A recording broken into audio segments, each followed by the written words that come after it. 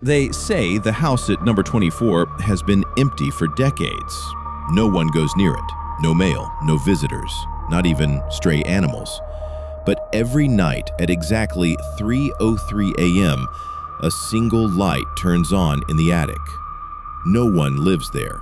No one should. And yet, something watches from behind that dusty window. My name is Alex. I'm 21 and just moved to this town for a 3-month internship. It's a quiet place, small, surrounded by woods and silence. I rented a room in an old building across the street from a strange house, number 24. The landlord gave me the keys and paused when I asked about it. "Don't look at that house too long," he said. I laughed, but he didn't. "You'll feel it if you do," he added. "And once it knows you're looking, it doesn't stop." The first week was normal until Friday night. I was up late writing reports, and just as the clock hit 3:03 a.m., something caught my eye.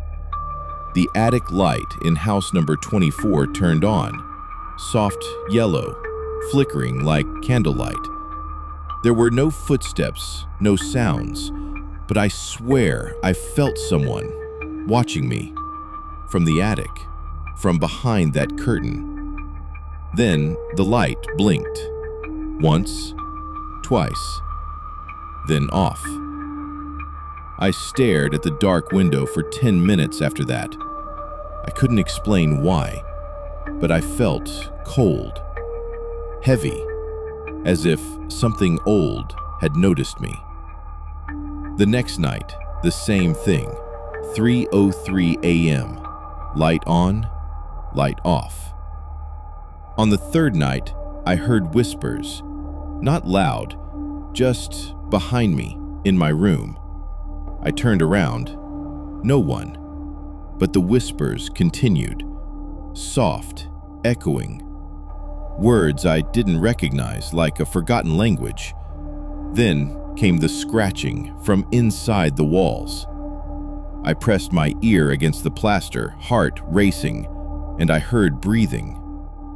That night, I dreamed of the attic. In my dream, I stood in front of the mirror, and my reflection was smiling, but I wasn't.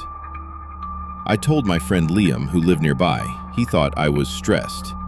"Let's go inside and check it out," he said, "just for fun." We made a plan. Saturday night, at 2:55 a.m., we met outside my building, flashlights in hand.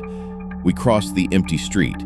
The house loomed over us like a shadow frozen in time. The door was slightly open, like it had been waiting. The air inside was cold, colder than outside. Dust floated through the beam of our lights, but the floor was spotless, too clean for a place abandoned for 40 years. We climbed the stairs slowly. Each step creaked like a scream swallowed by... The mirror began to fog. Words appeared slowly, as if drawn by invisible hands. "You see me." Then her face appeared clearly, pale, cracked skin, hollow black eyes, and no mouth. Yet we heard her, inside our heads. "You looked, you stayed, now I stay too." Liam screamed and rushed to the door, yanking it open. I tried to follow, but my legs wouldn't move. My reflection stayed behind, smiling again. When I blinked, I was suddenly in my bed, morning sun through the window. But Liam was gone. I called him, texted, visited his apartment, nothing. Eventually, I went to the police. They searched house number 24. But the attic? It was just a small, dusty room. No mirror, no chair, no symbols. The officer looked at me like I was crazy.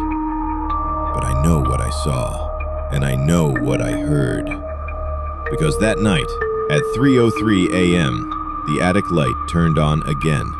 And this time, Liam was in the window, staring.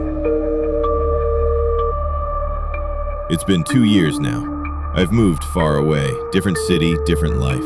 But no matter where I go, every few weeks at 3:03 a.m., a light turns on somewhere nearby. Always in an attic, always behind a window. Sometimes I see her. Sometimes I see Liam. And sometimes I see myself, smiling. Thanks for listening to Ken Horror Story. If you enjoyed the tale, subscribe for more darkness. And remember, don't look at the window, because once it sees you, it never forgets.